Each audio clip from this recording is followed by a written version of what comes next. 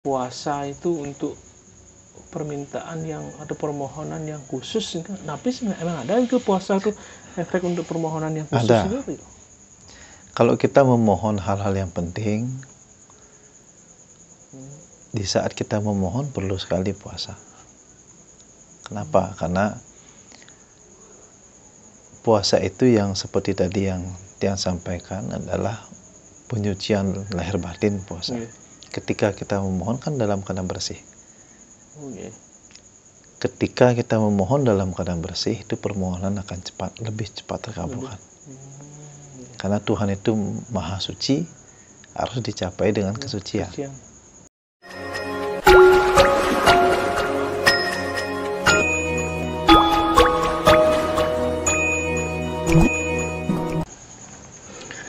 Om Swastiastu. Swastiastu. Malih di tiang kesini karena ada juga masih pertanyaan di tiang yang mengganjal nih.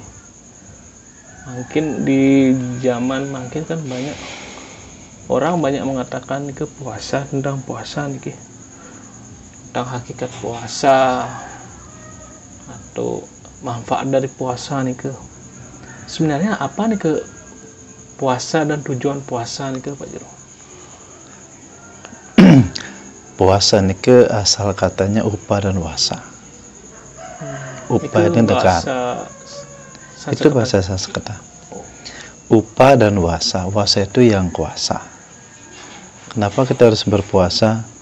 Karena Tuhan itu maha suci.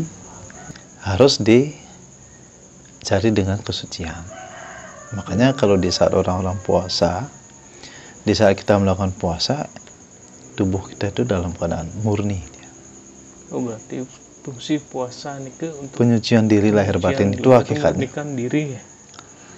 Jadi hakikat puasa itu adalah pemurnian diri. Itu hakikatnya. Itu pemurnian diri secara lahir batin. Secara lahir batin ya. Berarti puasa nih ke selain untuk memurnikan diri kan mungkin ada istilahnya yang dengar ke masalah untuk ke puasa kita sekiranya orang sakit harus puasa seperti ini harus tidak boleh makan seperti ini kan juga termasuk puasa ya. Apakah ada puasa nih ke untuk selain untuk pemurnian diri untuk kesehatan kita secara badan istilahnya kasarnya? Kalau secara medis untuk kesehatan. Makanya kalau orang kolesterol tinggi, orang yang terkena sakit yang kronis seperti kanker, tumor itu kan perlu puasa. Ya, ini kepentingan kadang dengar untuk kesehatan non medis ya. Itu medisnya berarti ya. Makanya tujuan puasa itu bisa, kalau kan ada dua fungsi tujuan puasa, secara medis non medis. Secara spiritual, kalau secara spiritual itu pemurnian diri. Kalau secara medis itu kesehatan jasmani. Kesehatan jasmani ya, tubuh badan kita. Ini kan makin banyak sekarang yang dengar juga jenis puasa nih ke, ada yang istilahnya kayak sekali vegetarian, ada apapun itu yang nggak makan daging. Terus yang dengar juga ada juga yang puasa memutih. Tapi ini ke sebenarnya Pak Jero, yang puasa nih ke api nih ke puasa memutih napi, yang nggak makan daging napi. Yang namanya puasa itu kan pemurnian diri. Jadi tingkat kemurnian itu berbeda. Oh, tergantung puasanya. Tergantung puasanya. Nah, jadi poinnya sekali kalau kita puasa itu mengendalikan indria. Oh, berarti bukan dari makanan menteng ya? Biasanya kan rata-rata kan orang puasa itu makanan menteng ya. Kalau kita hanya mampu mengendalikan ataupun bertahan tidak makan sehari, itu kan baru satu indera yang kita kendalikan. Jadi kita kan punya panca indera. Indera penglihatan, bagaimana ketika kita melihat orang makan, kita tidak terpengaruh.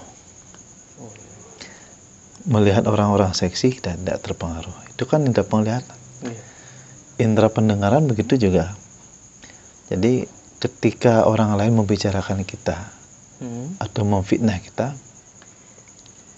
bagaimana kita mengendalikan biar tidak emosi.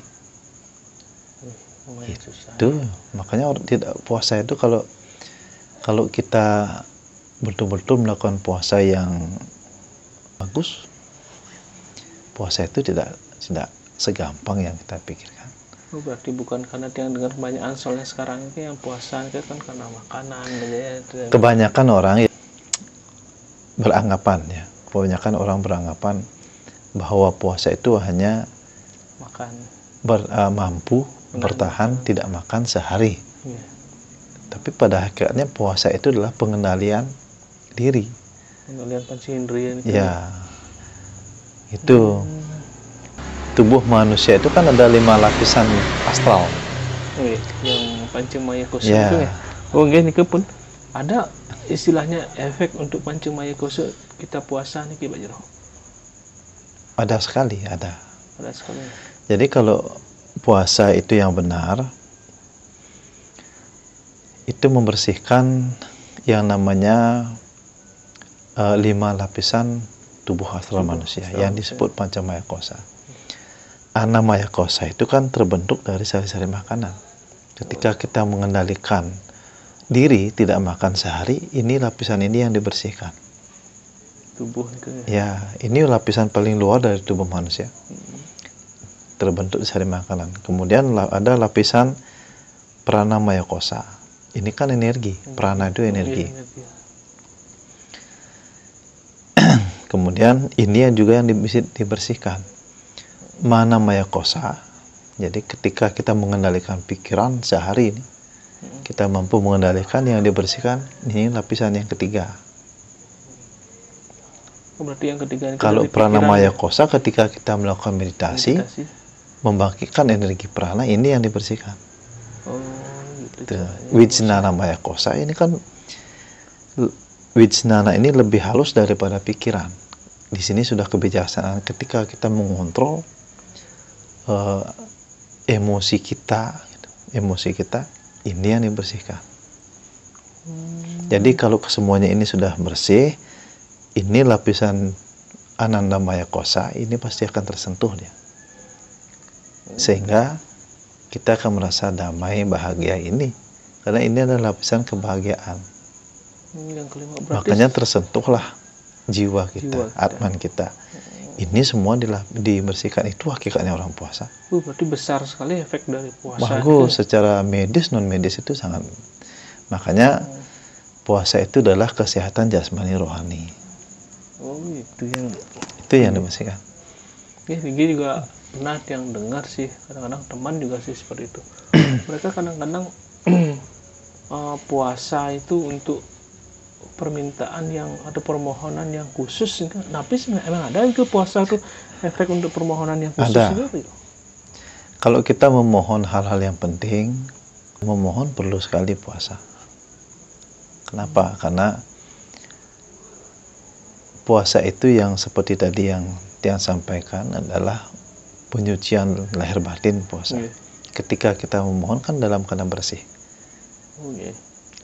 Ketika kita memohon dalam keadaan bersih, itu permohonan akan lebih cepat terkabulkan. Karena Tuhan itu maha suci, harus dicapai dengan kesucian. Baik kesucian lahir maupun batin. Makanya kalau orang memohon, kalau ingin cepat terkabulkan, ya harus puasa. Puasa ya. Itu. Ya mungkin untuk zaman sekarang ini, kadang-kadang kan kita tergerus dengan zaman, Pak. Kalau kita bisa kayak seperti orang-orang dulu yang kita bertapa langsung puasa napi yang kira-kira bagus untuk zaman sekarang ini Pak Jero biasanya. Kalau puasa yang bagus itu disesuaikan dengan kondisi tubuh. Kondisi tubuh. Ya. Dan semestinya dilakukan secara bertahap. Misalkan kalau belum pernah berpuasa, awali dulu dengan puasa daging. Tanpa makan daging ya? Tanpa makan daging. Jadi coba dulu beberapa bulan. Kalau itu sudah berhasil, baru kita mulai puasa hanya makan nasi putih, puasa mutih. Puasa mutih ini kan hanya makan nasi putih dan air putih.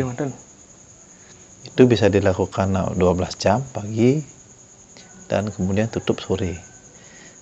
Tapi kalau puasa dalam Hindu 24 jam. 24 jam. Jadi mulainya jam 6 pagi, kemudian nutupnya lagi jam 6 pagi 6 kembali, pagi. 24 jam.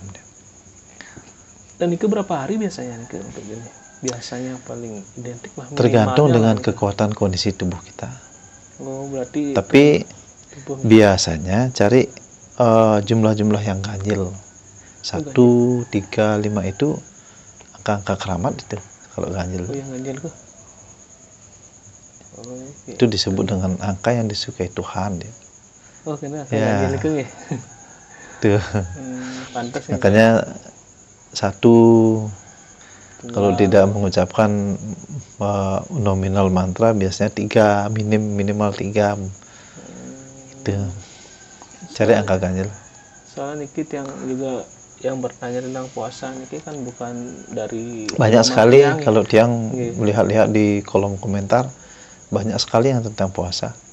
Iya. Karena gini, pada hakikatnya kalau melakukan puasa itu bukan orang yang menekuni spiritual saja. Gitu.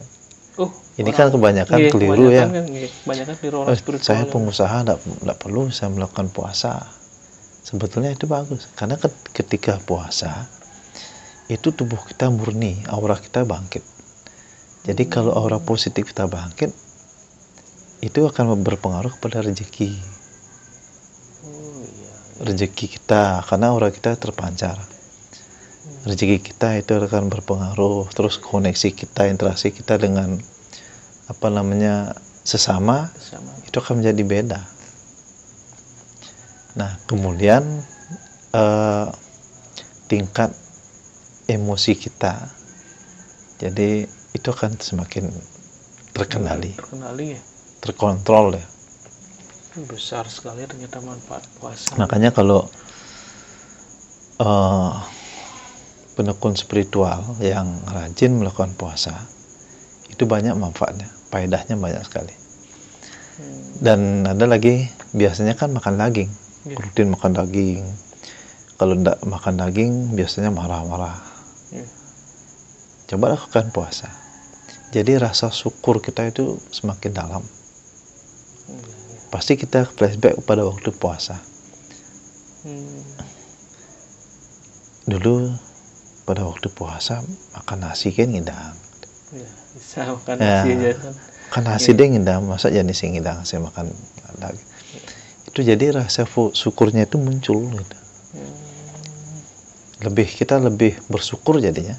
Berarti puasa ini memulihkan diri atau mengenolkan juga nih saling pikiran. Ya, menetralkan tubuh, ya. Netralkan juga nih. Makanya ketika kita paham dengan hakikat puasa bahwa itu adalah penyucian, pemurnian diri. Jadi kelima panca indera itu dalam terkenali dia, pengendalian diri. Pengawasan diri. Selama kita puasa, tubuh kita itu murni dia. Jadi murni. Jadi itu makanya disebut tidak ada yang lebih bagus penyucian diri daripada puasa. Berarti penyucian diri selain juga kita melakukan puasa. Karena selama puasa kita itu pantang ataupun dilarang berpikir hal-hal yang negatif.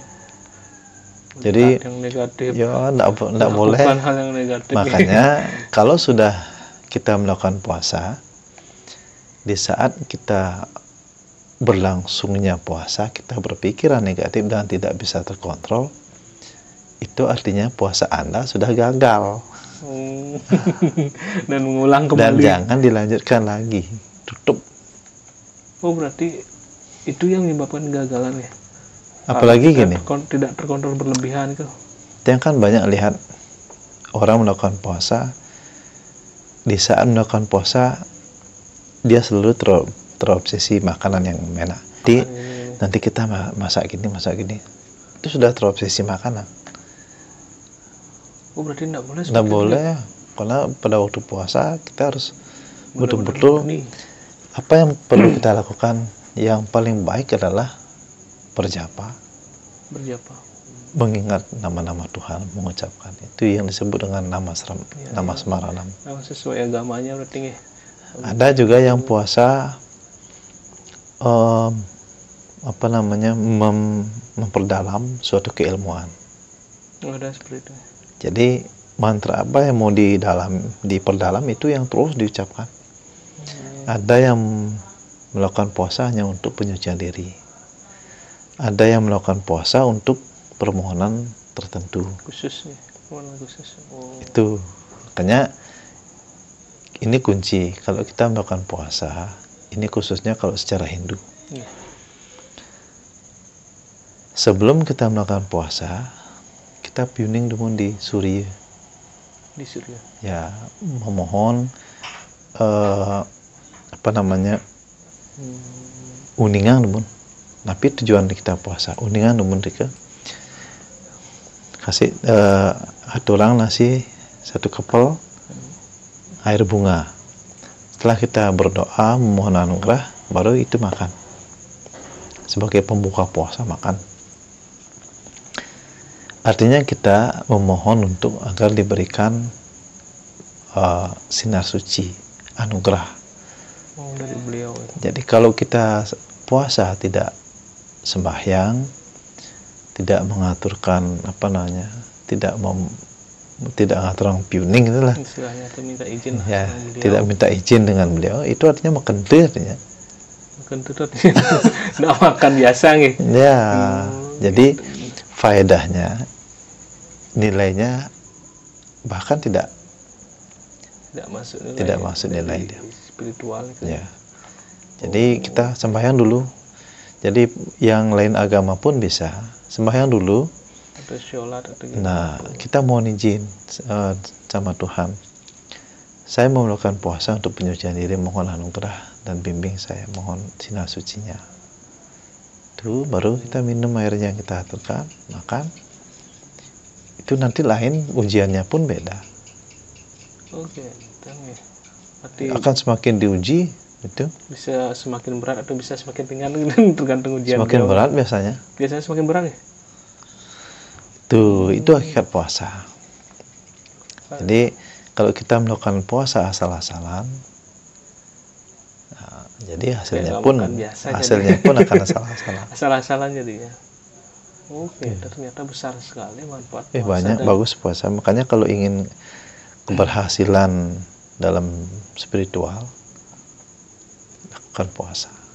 Oh, berarti pendahulu kita orang-orang dulu tuh memang kuat sekali makanya puasa. Dia bisa menciptakan, mewujudkan mantra yang diucapkan itu bisa karena puasanya rajin.